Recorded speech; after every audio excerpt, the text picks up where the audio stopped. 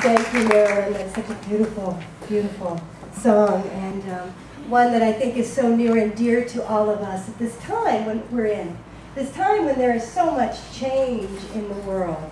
And we are finding that we are being called to come together and to truly create community in new ways. And it's through community that we are set free to fly. We are set free to be who we're really meant to be. And in this, it really is that place where the others that come around and support us are helping us to come to that truth of the song that's always lived in our own heart. Because we all have that, and we're here to set it free. And today, as we're talking, my title today is Trust-Powered Creativity. And the reason I chose that particular title is because I feel like we are on the verge of something totally different that we have not experienced in this world and this particular time that we're in.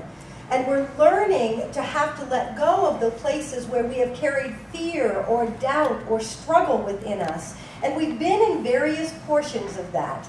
And yet, what's happening is there is a new level of creativity that is available to us now. What's happened is that in the world, there literally we have been clearing and clearing and clearing, and I know you're tired of hearing that. We've been clearing and clearing and clearing all those levels of places where we've operated according to old paradigms, where we've lived out this world that was based on deep fear.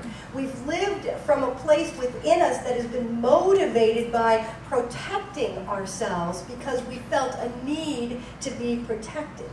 And what that truly indicates is there's a place there where we're called to start to begin to learn a new relationship with ourselves, with one another, with the divine, by whatever definition we give that God of our understanding. See, we at some level have learned that we cannot trust the world and trust one another. And we've also learned to operate at a deep core level that we can't trust ourselves and we cannot trust the divine that we are. And what is happening now? See, what is so awesome in this time that we're in, as it shakes up and sifts out the old, those doubtful, struggling energies where we've lived according to pain and suffering, and that our way to move through the world is something that we have to embrace pain and suffering, is that we are sifting out those beliefs, those thoughts, those understandings of the world to access the true light, the true essence that we are. And as we have collectively as light workers been doing this and throughout the world, what is happening is we are literally taking away I don't know, what appears to be dark. It's just what appears to be dark, because there is nothing but one presence and one power in the world, and it's God, and it's good. And yet, we've bought into this illusion that there is this evil and there's negativity. And in this journey, what we're learning to do is to come to a place to say, what do I truly trust? Where is my trust? Am I willing to really trust that there is a God that is good, there is the divine in me, there is this principle, this source that is nothing but moving us to the highest consciousness, higher and higher, and is always bringing forth better good. And yet, we kind of go, yeah, I kind of believe that until I'm faced with something myself. You know, I can believe that for you. You know, that's really easy to believe for you, right? And then I'm faced with something that feels like, oh, gut-wrenching. That feels like, oh my gosh, I didn't know I was going to have to do this in the process of letting go, in the process of change in my life.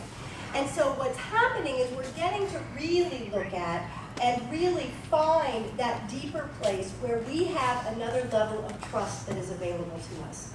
See, in this time, what's happening now is because the energy has lightened up, it's more accessible to us. It's easier for us to access. More and more and more of us have access, and so as a result, it's like creating a level of consciousness that's available for more of the world at a quicker rate. We don't have to go through the same level of struggle. And what that means is especially the children and those that are coming in, the generations that we are here creating a world where they can be free to live in full creativity and joy. See, when we live in trust, then what happens to us is that we feel a freedom to just be who we are.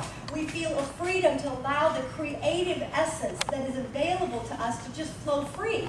And we become the artist that we are. We become the musician. We allow our individualized gifts, and we trust them in an individual moment. More and more people are waking up to the truth of their gifts. And their gifts may not look like anything that they anticipated up until now. And even now they may not anticipate it. When they come together with someone and suddenly realize they have insight or ability to feel and help that person get in touch with their own heart space and open up a feeling space within them that transforms them in that moment.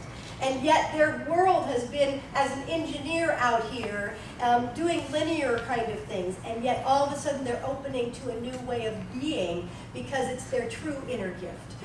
As we do these things, what's happening, there are creative ways of being that are helping us move the whole shifting of who we are and what we're up to in our creative flow. See, our world is meant to be a world that lives creatively. That if we were not spending all our time and energy making money, saying we have to make a living and support ourselves, can you imagine how much creative energy we let loose on the planet?